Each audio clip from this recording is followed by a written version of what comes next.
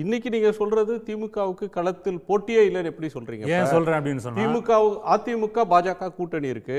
அவங்களோட பலவிதமான அமித்ஷா வியூகங்கள் இருக்கு. பலவிதமான கட்சிகள் பழைய என்டிஏ ஒன்று சேருவதற்கான ஸ்கோப் இருக்கு. அது எல்லாமே வந்து அவங்க இப்போ தை பிறந்தால் வழி பிறக்குன்னு ஒருத்தர் சொன்னார் இல்லையா, ஒரு அதிமுக தலைவர் சொன்னார், நீங்கள் கிளிப்பில் போட்டிங்க. உதயகுமார், ஆர்பி உதயகுமார் சொன்னார்.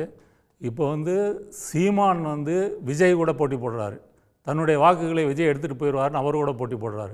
விஜய் வந்து அதிமுகவோட போட்டி போடுறாரு. அதிமுகவின் வாக்குகளை எவ்வளோ எடுக்க போகிறாரு அப்படின்றது தான் அவர் போட்டி போடுறாரு. அதிமுகவை பொறுத்தவரை ஒரு நம்பிக்கை இல்லாத சூழல் நிலவுகிறது. அவங்க என்ன சொல்கிறாங்க, பிஜேபியோட கூட்டணி, பிஜேபியோட மற்ற கட்சிகள்லாம் வருன்றாங்க. பாமக ஒரு பரிதாப நிலையில் இருக்கிறது. மற்றபடி சொல்லிக்கொள்ளக்கூடிய கட்சிகள் எதுவும் அதிமுக பக்கம் வர்ற மாதிரி இல்லை.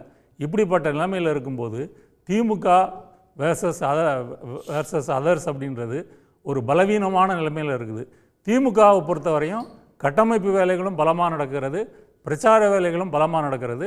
ரெண்டாவது, ஒன்றிய அரசு நாளொரு ஒன்றும் பொழுதொரு மேனி வந்து அவர்கள் இந்த மாநிலத்தின் மீது தாக்குதலை தொடர்ந்து நடத்திக்கிட்டே இருக்காங்க. நீங்கள் கூட முன்னுரையில் வந்து சொன்னீங்க, அந்த மகாத்மா காந்தி ஊரக வளர்ச்சி திட்டம் அதை மாற்றி விட்டு மாநிலத்தின் நிதி சுமையை அதிகரிக்கின்ற இதை கொண்டு வராங்க. அப்போ மீண்டும் இந்த தேர்தலில் 2024 போன்று தமிழகத்தினுடைய மாநில சுயாட்சி, சமூக நீதி, இதற்கு குழிபறிக்கின்ற இந்த பாஜகவை யார் தீவிரமாக எதிர்ப்பார்கள், பாஜகவை எதிர்த்து யார் தீவிரமாக களமாடுவார்கள், யார் இதற்கு வந்து பதில் சொல்வதற்கு வந்து துணிவு தெம்பு இருக்கிறது, இதுதான் இந்த தேர்தலையும் வந்து வரும். அப்படி பார்த்தீங்கன்னா அதில் அதிமுக கூட்டணியிலே இருக்குது. விஜயை பொறுத்த வரைக்கும் அவர் பாஜகவை அவர் வந்து மேலோட்டமாகத்தான் விமர்சிக்கிறாரே தவிர உள்ளார்ந்து விமர்சிக்கிறது இல்லை.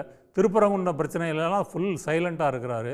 இப்படி தான் நிலைமை இருக்கிறதுனால திமுக வந்து போட்டியே இல்லாமல் முன்னணியில் இருக்கிறது.